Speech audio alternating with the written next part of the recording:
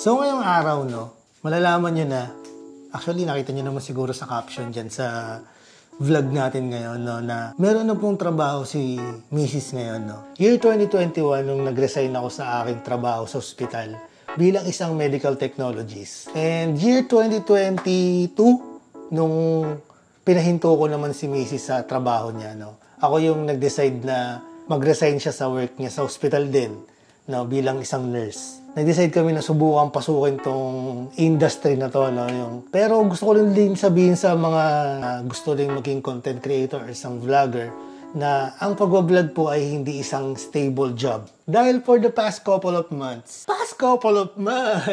real talk lang, no, magpapakatotoo lang po ako sa aking content ngayon na hindi talaga ganun kaganda yung kinikita ko lately. At isa yun sa dahilan kung bakit nga nag-decide si Mrs. na magtrabaho ulit. At mamaya malalaman nyo kung ano yung trabaho niya. Ang kinaganda lang sa relationship namin ni Emily talaga, sa loob ng 13 years talagang nag-e-evolve. Parang pagka may dumarating na problema sa amin, madalas talaga tinatawanan na lang namin. Sa dami talaga ng problema pinagdaanan namin. Real talk. Ngayon, hindi ako ganun kaganda yung kinikita ko. Kasi ilang taon na talagang sa pag-vlog ko lang kami kumukuha ng mga pang-expenses, di ba? Pero ngayon, siguro, this is the right time na si Mrs. naman ang bumuhay sa amin. And real talk, walang halong kaplastikan, no? Kilala nyo naman ako sa mga contents na ginagawa ko. Ayoko nagpapanggap, no? At yung mga struggles namin bilang mag-asawa, gusto namin ma-share din sa inyo, no? It's already 10-something, no? At mamaya-maya gigising ko na si Mrs. dahil malapit na magsimula ang kanyang trabaho.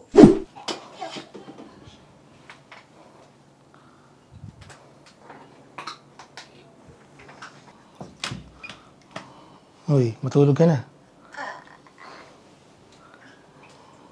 At si Mrs. usually, natutulog muna siya ng mga ganitong oras para bago siya mag-work. Meron siyang energy. So, ang trabaho ko ngayon, ako lang, house husband.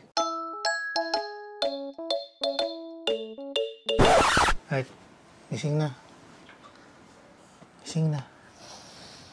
Tatrabaho ka pa. Bubuhayin mo pa ang pamilyang ito. Para pala itong A Day in Our Lives. So yung PC ko, ayun yung PC ko guys. Yan yung in-invest ko para maging editing PC. Pero magagamit na ni Mrs. sa trabaho niya. At least kumikita kami pareha sa gamit tong PC na to. Napili na ng damit si Madam. Ano ba napili mong damit?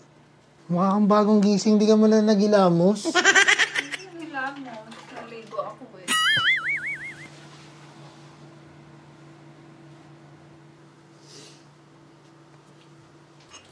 So, ito yung pinakamahirap na part sa pagkatrabaho ni Mrs. ngayon. Isa sa mga struggles namin yung sumasabay sa puyat tong bata. So, habang wala pa yung kliyente ni Mrs., nandito kami sa kwarto.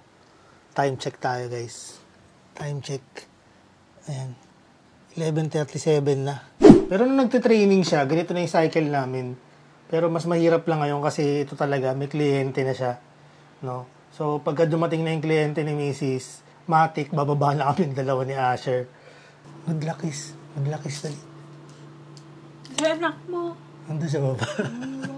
Good luck, kiss mo. Galingan mo nga. At dahil si Mami Ems ay magtatrabaho,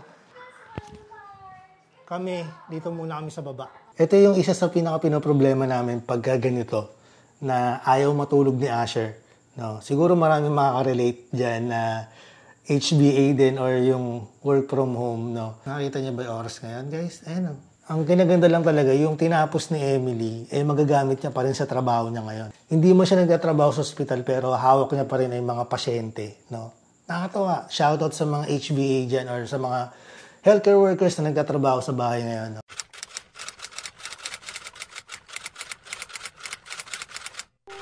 Sinabi ni Mrs. sa akin na ituloy mo lang yung ginagawa mo na diyan ka masaya eh. No? Talagang puta, baka maiyak pa ako.